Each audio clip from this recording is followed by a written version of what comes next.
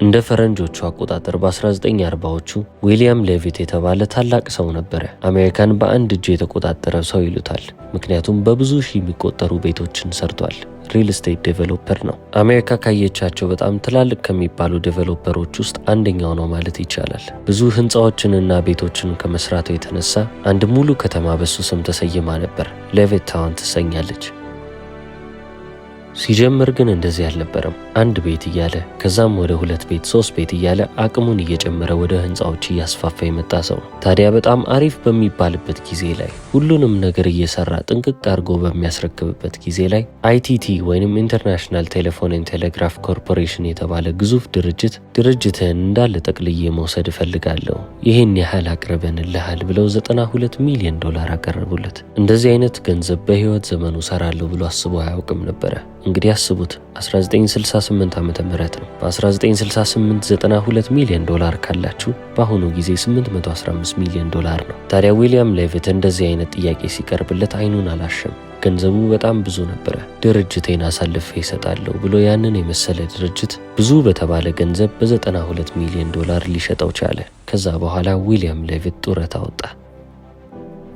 ሙሉ ለሙሉ ሞመንተሙን ገደለ ማለት ይቻላል። ጥሩ ሩጫ ላይ የነበረው ሰውዬ አሁን የቅንጦት ህይወትን መኖር ጀምሯል። በጣም የሚገርም ህይወትን ይኖር ነበረ። ያንን ገንዘብ ካገኘ በኋላ የመጀመሪያ ሚስቱን ፈቶ ትሮፊ ዋይፍ ተብለው የሚጠሩትን አይነት ሚስት አገባ። በጣም ሀብታም የሚባሉ ሰዎች በእድሜያቸው ከፍ እያሉ ሲመጡ ወጣት ሴቶችን ማግባት ይፈልጋሉ። እነዛ የሚያገቧቸው ሴቶች ትሮፊ ዋይፍ ይባላሉ። እነዛ ባለጸጋ ሰዎች ባገኙት ስኬት ላይ እነዚህ ወጣት ሚስቶች ትሮፊ ናቸው ወይንም ሽልማት ናቸው ማለት ነው። ታዲያ ሁለተኛ ሚስቱን ካገባ በኋላ ህይወቱን ሙሉ ለሙሉ ቀየረ ማለት ይቻላል። አሜሪካን ሙሉ ለሙሉ ለቆ ወደ ደቡቧ ክፍል ፈረንሳይ ሄደ። የዓለማችን ሀብታም የሚባሉ ሰዎች እዛ ቦታ አላቸው። እሱም እዛ አካባቢ ቤት ገዛ።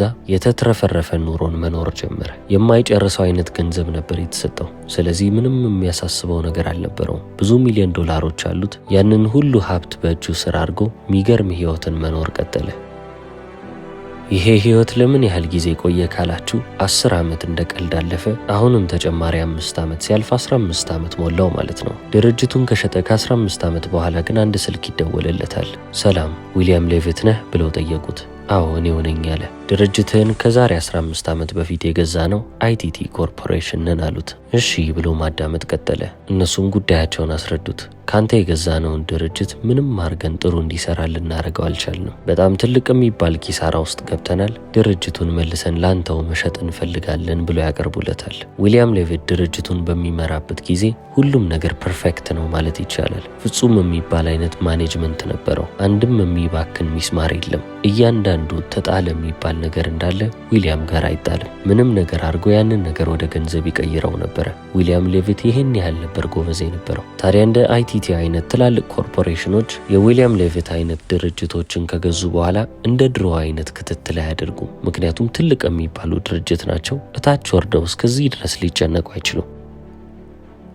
አንድ ድርጅት በአንድ ግለሰብ ሲመራና በትልቅ ኮርፖሬሽን ሲመራ ትልቅ ልዩነት አለው። በጣም ብዙ ጊዜ ይሄ ነገር ሲከሰት እንመለከታለን። ግዙፍ የሚባሉ ድርጅቶች ከግለሰቦች ድርጅት ይገዙና ያንን ድርጅት ልክ እንደ በፊቱ ትርፋማ ማድረግ ሲከብዳቸው ከስረው መልሰው ቀድሞ ባለቤት ለነበረው ሰው ይሸጡለታል። በጣም ዝቅ ባለ ዋጋ ማለት ነው። ለዊሊያም ሌቪት የሚያጋጠመው ነገር ተመሳሳይ ነበር። ሙሉ ድርጅትህን መልሰህ ግዛን፣ ያቀረብንልህ ዋጋ ይሄ ነው ብለው በጣም ርካሽ ዋጋ አቀረቡለት። እሱም ከ15 ዓመታት በኋላ ያንን ድርጅት መልሶ ገዛው። ታዲያ አሁን ጉጉቱ ተመልሶ መጣለት። ዊሊያም ሌቪት አሁንም መስራት ፈለገ። በደቡቧ ፈረንሳይ ውስጥ 15 ዓመታት የቅንጦት ህይወትን ኖሯል። አሁን ያንን አይነት እረፍት አይፈልግም። ወደ ስራ ተመልሶ ሁሉንም ነገር ግልብጥብጥ ማድረግን ነበር የፈለገው። ምክንያቱም በዚህ በሪል ስቴት ስራ ውስጥ ህንፃዎችን በመገንባት ስራ ውስጥ እንደሱ የተካነ ሰው አልነበረም። ወደ ግንባታ ከገባ በኋላ አሁንም የሚያደርገውን ነገር ማድረግ ቀጠለ። በአሁኑ ሰዓት ግን ጊዜው እንዳለ ተቀያይሯል። 1970ዎቹና 80ዎቹ ላይ ነው። ሁሉም ነገር ግልብጥብጥ አለበት። እስከ ዛሬ ድረስ ይሰራ የነበረው የአሜሪካ አንደኛ ሪል ስቴት ዴቨሎፐር ሲባል የነበረው ሰውዬ ሙሉ ለሙሉ የነበረውን እንዳለ ሊያጣ ቻለ። በመጨረሻም ለመንግስት ከስር ያለው ከዚህ በላይ ምንም ማድረግ አልችልም ብሎ ደብዳቤ ያስገባ። ይሄ ታሪክ በጣም አሳዛኝ ታሪክ ነው። ታሪኩንም አሳዛኝ ያደረገው ታሪኩ በጣም የሚገርም ታሪክ ስለነበረ ነው። የስኬት ማማ ላይ የስኬት ጫፍ ላይ የተቀመጠ ሰውዬ፣ ማንም ሰው የሌለው አይነት ገንዘብ ነበር በእጁ ላይ ነበረው። ድርጅቱንም መልሶ ሲገዛው በትክክለኛ ዋጋ ነው የገዛው። ርካሽ ነበር። ድርጅቱም ድጋሚ ማንሰራራት ይችል ነበረ። ነገር ግን ሁሉም ነገር ሊከስርበት ቻለ። ለምንድን ነው ብላችሁ ከጠየቃችሁ ሞመንተሙን ስላጣ ነው። አሁን በሚሰራው ነገር እንደ ድሮ ጎበዝ አልነበረም። በቃ ያቺ 15 ዓመት ረፍቷ ሁሉንም ነገር እንዲረሳው አረገችው። አለ የተባለው ሪል ስቴት ዴቨሎፐር አቅመ ቢስ ሆኖ ሊታይ ቻለ። በአንድ ምሽት ላይ ለፓርቲ ተጠርቶ ነበረ። ኒውዮርክ ሲቲ ፊፍዝ አቨኒው አካባቢ ነው። በፍጹም የማትረሳኝ ምሽት ነች። ዓለማችን ላይ በጣም ሀያል የሚባሉ ቢዝነስማኖች ወይንም ደግሞ ቱጃሮች እንዳለ ተሰብስበው የሚደግሷት ትንሽዬ ድግስ ነች። ሰማይ ጠቀስ ፎቅ ላይ ይሰበሰባሉ። አንድ ፔንትሃውስ ወይንም ቅንጡ የሚባል አፓርትመንት አለ። እዛ ውስጥ ነበረ ይሄ ድግስ የሚከናወነው። ታዲያ ያንን ድግስ የሚያዘጋጁት ሰዎች በጣም ሀብታም የሚባሉ ሰዎች ናቸው። የተጠሩትም ሰዎች በጣም ሀብታም የሚባሉና አሜሪካ ውስጥ አሉ የተባሉ ነጋዴዎች ብቻ ነበሩ። በወቅቱ እኔ ወጣት ነበርኩ። በጣም የሚገርሙ ስኬቶችን እየተጎናጸፍኩ የመጣሁበት ጊዜ ነው። እኔም እንደ ሪል ስቴት ዴቨሎፐር በጣም ጥሩ የሚባሉ ውጤቶችን እያስመዘገብኩ ስለመጣው እዛ ቦታ ላይ ልጠራ ችዬ ነበር። እኔም ጥሬን አክብሬ በድግሱ ላይ ልገኝ ቻልኩ። ውስጥ ስገባ ያየኋቸው ሰዎች እንዳለ የሚታወቁ ሰዎች ናቸው። ሀያል የሚባሉ የአሜሪካን ኢኮኖሚ በእጃቸው የሚያንቀሳቅሱ ሰዎች። ድግሱ ላይ የነበሩት እነዚህ ቱጃሮች በአጠቃላይ ከ50 አይበልጡ። ታዲያ እንደገባው ዞር ብዬ ስመለከት ጥግ ላይ ለብቻ የተቀመጠ ሰው አለ። ትኩር ብዬ ሳይ ሚስተር ዊሊያም ሌቪት ነው፣ የአሜሪካ ትልቁ የሚባለው ሪል ስቴት ዴቨሎፐር። አቀማመጡን አየሁት። በጣም ያዘነ ወይንም ያኮረፈ ይመስላል። ማንም ሰው እያናገረው አይደለም፣ ለብቻውም ነው። ከዚህ ታሪክ ከምትረዱት ነገሮች ውስጥ አንዱ ስኬት ኖሯችሁ ያንን ስኬት ያጣችሁት ቀን ብዙ የቅርብ የምትሉትን ወዳጆች ታጣላችሁ። በዙሪያችሁ የነበሩ ሰዎች እንዳለ እናንተን እየከዷችሁ ይመጣሉ። ማንም ሰው ወደ እናንተ መንገድ መምጣት አይፈልግም። ይህንንም ከቅርብ ሆኜ በሚስተር ሌቪት ህይወት ውስጥ አይቼዋለሁ። ማንም ሰው በዛ ድግስ ላይ እሱን ማናገር አልፈለገም። ለብቻው ቆዝሞ ቁጭ ብሏል። እኔ ግን እሱን ማናገር ፈለግኩ። ምክንያቱም የሪል ስቴት ዴቨሎፐር ነኝ። ሚስተር ዊሊያም ሌቪትም ደግሞ በተመሳሳይ ኢንዱስትሪ ውስጥ ነበረ። ሌሎቹ በጣም ባለጸጋ የሚባሉት ሀብታሞች ሀብታቸውን የገነቡት በተለያዩ ኢንዱስትሪዎች ውስጥ ነው። አንዳንዶቹ በብረታ ብረት፣ ሌሎቹ በነዳጅ፣ ብቻ ጥቂቶች ነን በሪል ስቴት ቢዝነስ ውስጥ የነበር ነው። ስለዚህ እኔም የማውቀው ሪል ስቴት ቢዝነስ ነው። ሚስተር ዊሊያም ሌቪትም የሚያውቀው ነገር ተመሳሳይ ነው። እሱን በዛ ጉዳይ ላወራው ሄድኩ። ጠጋ ብዬ ሚስተር ሌቪት እንደምን ነህ፣ ሰላም ነህ ወይ አልኩት። ያውቀኛል ብዬ አልጠበቅኩም።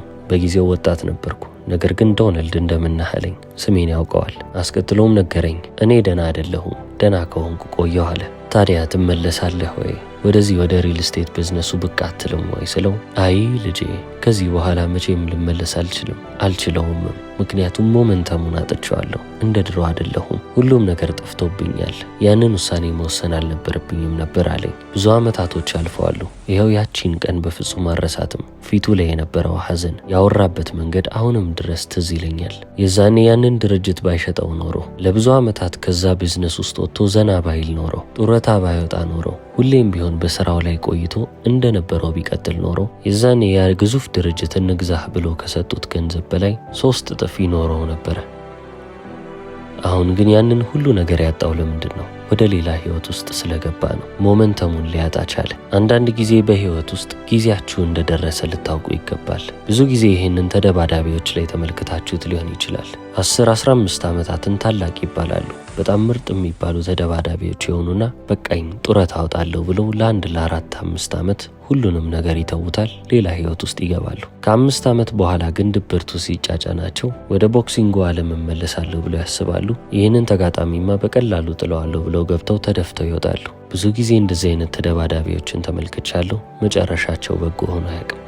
ለዚህ ነው በህይወት ውስጥ ጊዜያችሁ እንደደረሰ ልታውቁ ይገባል። ትልቁ ጥበብ እሱ ነው ብዬ የማስበው። አንድ የሚባል አባባል አለ። በጣም ጎበዝ የተባለው ጨፋሪ መድረኩን መቼ መልቀቅ እንዳለበት ያውቃል። እኔ ይህንን ጊዜ ሞመንተም ታይም እለዋለሁ። የሞመንተም ጊዜ።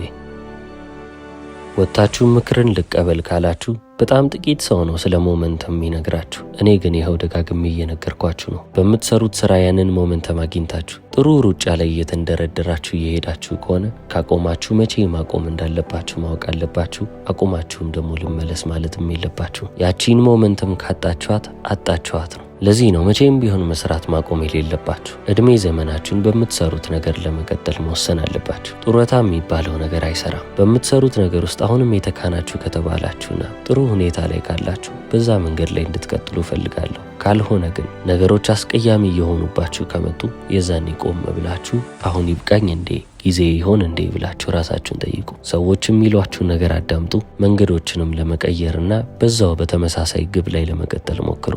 አልሆን ካለ ግን ጊዜያችሁን ማወቅ አለባችሁ። ከዛ ደረጃ ላይ ወረዱ። ሽንፈታችሁን እየተከናነባችሁ ስትመጡ በመጨረሻም ጊዜያችሁ እያበቃ እንደሆነ ስታውቁ የዛኔ ወደ ጡረታችሁ ትሄዳላችሁ። ያ ነው ትክክለኛው ሰዓት። የዊሊያም ሌቪትን ምሳሌ ሰጠኋችሁ እንጂ ሌሎች ብዙ እንደዚህ አይነት ተመሳሳይ ታሪኮች አጋጥመውኛል። አንድ የቅርብ የምለውም ጓደኛዬ ትልቅ የሚባል ባንከር ነው። በቃ ሀያል የሚባል ገንዘብን የሚያንቀሳቅስ ሰው ነበረ። በቃኝ ከዚህ ህይወት ውስጥ ልውጣና ረፍት ላርግ ብሎ አንድ ወጣ። በአንድ ዓመት ውስጥ ፊቱ ተሸብሽቦ 10 ዓመት ያሳለፈ ነው የሚመስለው። መላ ሰውነቱን አጥቶታል ማለት ይቻላል። በእድሜ ከኔ በጣም ያንሳል። ነገር ግን እኔ እንኳን በደንብ ቅልጥፍ ብዬ መራመድና መንቀሳቀስ ቻልኩ። እሱ ሰውነቱ እንኳን አልንቀሳቀስለት አለ። ከዚህ በተጨማሪም ደግሞ ጓደኞቹ ሙሉ ለሙሉ ከዱት ማለት ይቻላል። ስልጣኑን ብለው የፈለጉት ወዳጅ መስለው ለስልጣኑ ብቻ ብለው የቀረቡት ሰዎች እንዳለ እሱ ጡረታ እንደወጣ ሁሉም ሰው በየአቅጣጫው ተበተነ። ማንም ሰው ስልክ አያነሳለትም። የሆነ ቀን ልጎበኘው ቤቱ ሄጄ እንደው ታውቃለህ ዶናልድ ትራምፕ ጡረታ ከወጣው በኋላ ሰላም የምትለኝ መተህ የምትጠይቀኝ አሁንም ድረስ እየደወልክ ቼክ የምታረገኝ አንተ ብቻ ነህ አለኝ። እኔም ስልጣን ላይ በነበረበት ጊዜ ነግረው ነበረ። ይህንን ተመሳሳይ ነገር በዊሊያም ሌቪት ህይወት ውስጥ ስላየሁት አስታውሰዋለሁ። ይሄ ሁሉ ሰው ወዳጅህ አይደለም ምለው ነበር። ጊዜው ደርሶ በራሱ ሁሉንም ነገር ተመለከተው። ሞመንተም የህይወታችሁ በጣም አስፈላጊ ነገር ነው። በህይወታችሁ ጥሩ ሩጫ ላይ ካላችሁ፣ ነገሮች እየተንደረደሩላችሁ በጥሩ መንገድ ላይ እየሄዳችሁ ከሆነ በፍጹም ልታቆሙ አይገባም። ማቆም ያለባችሁ ጊዜያችሁ ሲደርስ ነው። ጊዜያችሁ ደረሰ የሚባለው ደግሞ እናንተ እንደ ድሮ መስራት ሳትችሉ ስትቀሩ ወይንም ደግሞ አቅማችሁ ሲወርድ ነው። አቅም ማለት ጉልበታችሁ ማለት አይደለም። ስራችሁን በፊት በምትሰሩበት ደረጃ መስራት ሲከብዳችሁ እንደ ድሮ አይነት ፍጹም የሚባል ስራ መስራት ያቆማችሁ ቀን የዛኔ ምናልባትም ከመድረኩ መውረድ ያለባችሁ ጊዜ ነው። እንደዛ ካልሆነ ግን በፍጹም ልታቆሙ አይገባም። እኔ ይሄንን ሁሉ ነገር እምላችሁ በህይወቴ ካየኋቸው ቀላልም አስቸጋሪም ነገሮች ተነስቼ ነው። በህይወት ዘመኔ የተማርኳቸው በጣም ብዙ ነገሮች አሉ። እቺ ዓለም እቺ ህይወቴ በጣም ብዙ ነገሮችን አስመልክተኛለች። ከነዛ ነገሮች ውስጥ አንዱ መቼም ቢሆን ትልቅ ነገርን ለማድረግ ትልቅ ሰው መሆን አለብኝ ብላችሁ እንዳታስቡ። ምንም ያህል ወጣት ብትሆኑ፣ ምንም ያህል አትችሉም ብትባሉ ያንን ትልቅ ያላችሁትን ነገር ልታደርጉት ይገባል። እኔ በዚህ በሪል ስቴት ቢዝነስ ውስጥ ስገባ በጣም ወጣት ነበርኩ። የህይወቴን ትልቁን ሪስክ፣ ትልቁን አደጋ፣ ትልቁን ቁማር የተቃወመርኩት በ28 ዓመቴ ነበር። በመሃል ሚድታውን መንሃተን ኒውዮርክ ውስጥ ትልቅ የሚባለውን ሆቴል ለመገንባት አሰብኩ። ያ ሐሳቤን መሬት ላይ ወረደና በህይወቴ ካገኘኋቸው ትላልቅ ስኬቶች መካከል የመጀመሪያው ሊሆንልኝ ቻለ። በጊዜው እንደዛ አይነት ስራ የሚሰሩት ሰዎች ትላልቅ ሰዎች ናቸው። በጊዜውም በትላልቅ ሰዎች ስራ ውስጥ ትንሽዬ ልጅ ገባ እያሉ ሲያወሩ ነበረ። እንዳሰቡት ግን አልሆነም። ትልቁን ስኬት ልጎናጸፍ የቻልኩት የዛኔ ነበር። የኔም ስም በዓለም ደረጃ እንዲታወቅ ካደረጉት ነገሮች መካከል አንደኛው የዛ ሆቴል ስኬታማነት ነው። ዓለማችን ላይ ስኬታማ የሚባሉ ሰዎችን ካያችሁ ገና በልጅነታቸው መስመር የያዙ ናቸው። ስቲቭ ጆብስ አፕልን የመሰረተው በ21 ዓመቱ ነበረ። ዋልት ዲዝኒም ዲዝኒን ሲመሰርት የ21 ዓመት ወጣት ነበር። እንዲህ እያልኩ በጣም ብዙ ሰዎችን ልጠራላችሁ እችላለሁ። ምን ያህል ጊዜ እዚች ምድር ላይ እንደምትቆዩ አታውቁም። ልጅም ብትሆኑ በደንብ አርጋችሁ ስሩ፣ በደንብ አርጋችሁ ልፉ፣ በደንብ ተፋለሙ። ስትፋለሙም ደግሞ ፍትሃዊ የሆነ ፍልሚያ ይሁን። እስከዛሬ ድረስ ሰርታችሁ እንደማታውቁ ሆናችሁ ስሩ። እስከዛሬ ድረስ ለፍታችሁ እንደማታውቁ ሆናችሁ ልፉ። ራሳችሁን እስከ መጨረሻው ጥግ ድረስ መግፋት አለባችሁ። ያንን ስታደርጉ ነው ስኬትን እየተጎናጸፋችሁ የምትመጡት። ቅድም ታዲያ ሞመንተማችሁን እንዳታጡ ብያችኋለሁ። ያንን ሞመንተም የማታጡበት ደግሞ ብቸኛው መንገድ ስራችሁ ለእናንተ ጨዋታ ሲሆንላችሁ ነው። ስራችሁም ለእናንተ ጨዋታ የሚሆንላችሁ የምትሰሩትን ነገር ስትወዱ ነው። አይደርስም፣ በፍጹም አይሆንም ያሉኝ ቦታ ጋር ተገኝቻለሁ። አሁን ተመልከቱኝ። የዓለማችን ታላቁ ሀገር የአሜሪካ ፕሬዚደንት ሆኜ እያዋራኋችሁ ነው። ባራክ ኦባማ ዶናልድ ትራምፕ በፍጹም ፕሬዚደንት አይሆንም እያለ ሲያወራ ትዝ ይለኛል። እስካሁን አይምሮዬ ውስጥ አለ። ይሄው ቆም ያለው በህይወቴ የሰራኋቸው ብዙ ስራዎች አሉ። ከነዛም ስራዎች መካከል ግን እንደ ሪል ስቴት የምወደው ስራ አልነበረም። በጣም ከልብ የማፈቅረው ስራ ነው። አሁን በ80ዎቹ ዕድሜዎቼ ውስጥ እንኳን ብሆን አሁንም ድረስ እየሰራው ነው። ስራን በፍጹም ላቆም አልችልም። የበፊት ወዳጆቼ ላይ ተመልክቻለሁ። በተጨማሪም ደግሞ እኔ የምሰራውን ነገር በጣም አጥብቄ እወዳለሁ። ስራዬን ባልወድ ኖሮ፣ ስራዬ ለእኔ መዝናኛ ባይሆንልኝ ኖሮ አሁን የቆምኩበት ቦታ ላይ በፍጹም አልቆምም ነበር። እድሜ ልኬን ስሰራን የኖርኩት እስከ ህይወቴ መጨረሻም እየሰራው ቀጥላለሁ። አሁን ያለሁበት ቦታ ላይ የቆምኩት ስለሰራው ነው። መስራቴንም ስላላቆምኩ ነው። ሞመንተሜ ስላላለቀ ነው። ይህንንም ደግሞ የተማርኩት ከአባቴ ነው። አባቴ እስከ 91 ዓመቱ ድረስ ለፍቷል፣ ሰርቷል። ስራውን ግን ሁሌም ቢሆን እንደወደደ ነው። ጡረታ ወጥቶ አያውቅም። እስከ ህይወቱ ፍጻሜ ድረስ ግንባታ በጣም ስለሚወድ ህንፃዎችን ሲገነባ ነው የሞተው። ሙሉ የተባለ ህይወትን ከኖሩ ሰዎች መካከል አባቴ አንዱ ነው። በጣም ረጅም ዓመትን በትዳር አሳልፏል። እድሜው 91 ነው ብያቸዋለሁ። ከ70 ዓመት በላይ በትዳር ውስጥ ቆይቷል። በትዳሩ ስኬታማ፣ በህይወቱ ስኬታማ፣ በስራው ስኬታማ፣ በልጆቹም ስኬታማ ሆኖ ይኸው እኔም አባቴ ያስተማረኝን ነገር እያደረግኩ ነው። የ78 ዓመቱ የአሜሪካ 45ኛና 47ኛ ፕሬዚደንት ዶናልድ ጄ ትራምፕ። እስከ መጨረሻው ስለተከታተላችሁኝ አመሰግናለሁ። ቻው።